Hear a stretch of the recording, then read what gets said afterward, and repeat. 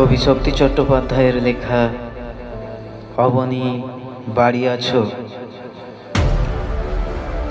দুয়ার এঁটে ঘুমিয়ে আছে পাড়া, কেবল শুনি রাতের কড়া নাড়া। অবনী বাড়ি আছো।